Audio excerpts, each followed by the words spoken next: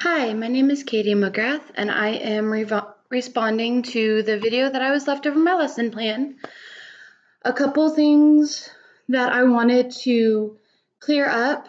First, for the focus, the world cultures part is to kind of activate my students' prior knowledge. As we learn in the textbook by Wright, that activating students' prior knowledge and then being able to build on that is one of the strong foundations of teaching. So that is something that I'm trying to do with the focus is I give them the world culture as shown in the video, and I have students turn and talk about what do they think that means to them. Have they heard the term before? Have they not heard the term before? If they have, what do they know about it? And what is it that I still need to make sure that I hit on during my lesson? So I just wanted to clear that up really fast because I know that Taylor was wondering when she saw my video. And then I do agree with playing a video about the Fort Bend County Fair. As we learned by Wright, that showing visuals or even any type of visual is very important for not only just our ELL learners in our classroom, but all of the learners in our classroom. I have learned, though, that pulling up the website and then having kids be able to see all the different parts of it, sometimes with my group of kids, they can get distracted. So the reason why I had to print out pictures was just to eliminate that distraction for my kids.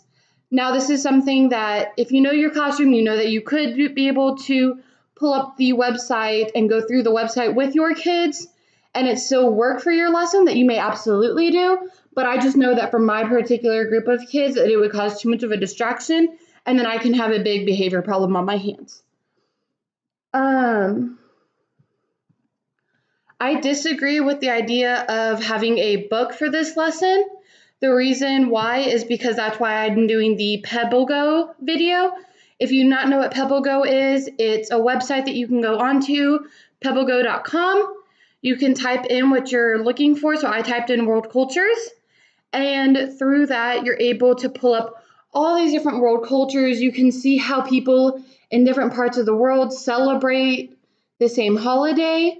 You can see how Christmas is in other parts of the world, what are different things that they eat, what's different ways that they dress. Do they open gifts or not open gifts? When it comes to a birthday, how is it that they celebrate their birthdays in another world? So, or a different part of the world, I apologize. So that's the only reason I would say not to go with a book is because the PebbleGo videos and little bits of information kind of cover that to bring up the information that I'm going over. For the independent practice, not all of the students will be talking at once. They'll have a clipboard and they'll have to write down using the sentence stem what it is that world culture means to them. How do they celebrate it based on what religion? And not all students have to talk. This is something that the students are allowed to share. I know, again, this is particular to my class as well. My kids love to share about who they are, what they do, and all of this as a whole group setting. This is not something that I would make a kid that I know that's very uncomfortable or shy with sharing about a different part of him or herself do. So that's the reason why I kept it that way. And again, this is based off of my own kids in my classroom. Now, I might have a different set of kids in a different year, and that is when I would modify my independent practice. But for right now, I'm going to leave it.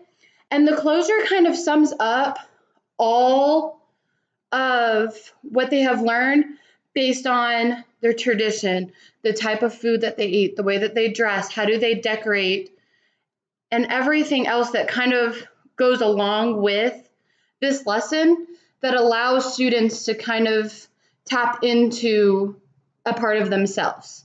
And this allows for me to see if that child fully understands the entire lesson or if there's parts of the lesson that I need to hit it on again, either the next day, later in the week, or when a similar part of this lesson comes up. So that's the reason why we keep that as the closure, is so that me as the teacher, it's a good reflection for me, and it's a good assessment to see if the kids not only know part of it, but they understand the whole. So thank you for your feedback. I did make a couple of changes, and I hope that you like my video.